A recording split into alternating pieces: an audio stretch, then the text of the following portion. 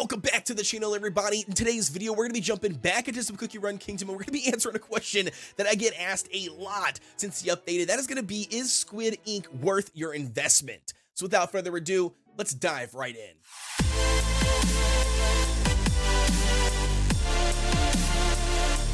Diving right in, ladies and gentlemen. So the first thing we're going to be doing, as we always do with our spotlight videos, and that's going to be covering the general basics about the cookie, right? We're going to be looking at the general stats, we're going to be covering the overall skill, and then we're going to be talking about the best toppings of choice, show you some gameplay, and then finally, we're going to wrap up the video with my conclusion. So the first thing you need to know, and that's going to be, it is a magic user. Yeah, not a charger, even though it does transform into something else like Kamiho or Werewolf, but instead it's a magic user. Now, it is going to be placed in the middle row, which ironically, with it being a magic user, that's going to be where it should be placed. But at the end of the day, it is going to be directly competing with the top AoE damage dealers. I mean, so all of your espressos, your lattes, your black raisins, your licorices even, you can argue that. I mean, at the end of the day, it has a ton of competition going up against it just by its placement and its overall class. Now, jumping in here and checking out its overall skill, it basically talks about, where did Squid Ink Cookie go, ?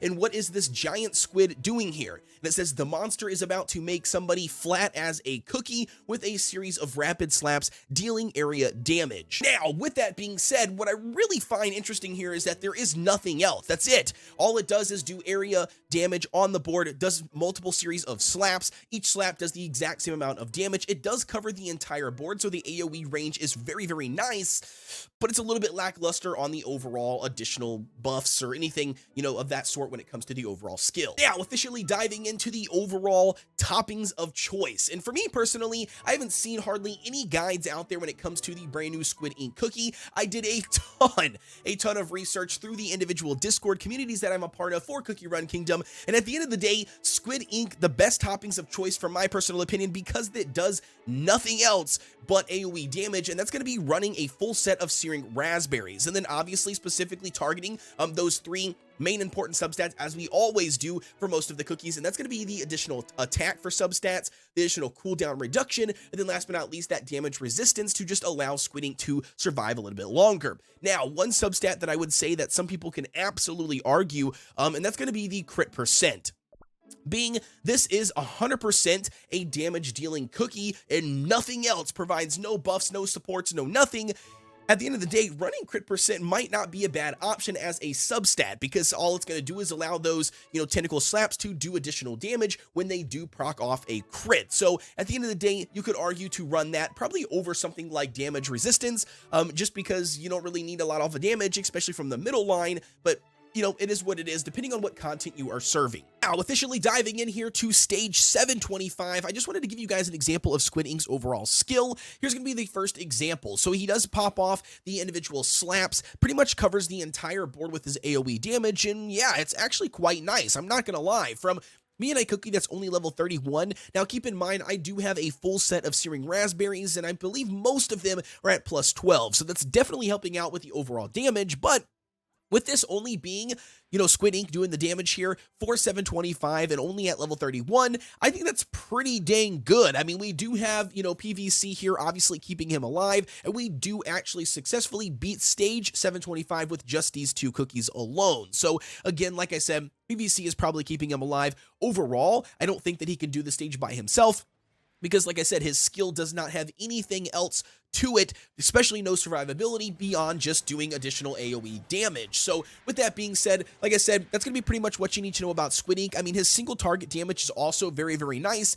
So his basic attack is going to be single target damage, and then overall when he does do his ultimate, that's when he pops out all of the AoE. So again, the AoE does pretty much cover the entire board, which again is very, very nice. But at the end of the day, I'm just not sure if it's going to be worth your investment, especially over some other, AoE cookies like Espresso. I think Espresso does kind of outshine Squid Ink just because he does have the silencing ability, or interruptibility, I guess I should say, via the skill.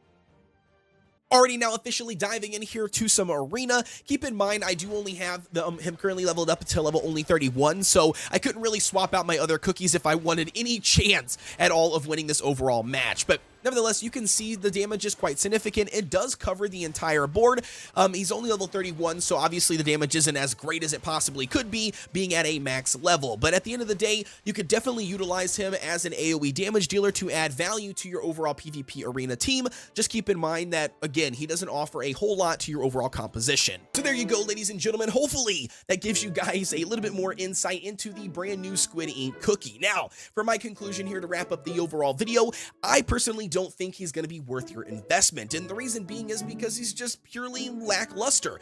I mean, his skill is pure AoE damage. That's it. Nothing else. It doesn't offer any buffs, any supports. It doesn't buff himself, nothing whatsoever. And with that being the case, I just don't think it's going to be worth swapping anybody out of your team compositions, whether that's going to be PvE, whether it's going to be PvP. I mean, let's be honest, there's better AoE cookies out there. I mean, Squid Ink is pretty much like an Espresso 2.0 without the, interruptibility or the ability to suck the enemies in closer to then finish them off with another cookie. And with that being said, I just don't think he's going to be really worth your investment overall. You guys, as always, let me know down below in the comments what your thoughts are. I don't know a whole lot of people actually stress testing Squid Ink at the level 60 mark. I do know a couple of people that have actually done it and then just pretty much left him alone, threw him on the shelf, and never decided to invest in them. But at the end of the day, I don't know. For me personally, it's not worth it. I've already got my arena team built, all specifically around RV and Sorbet. Sorbet is a god tier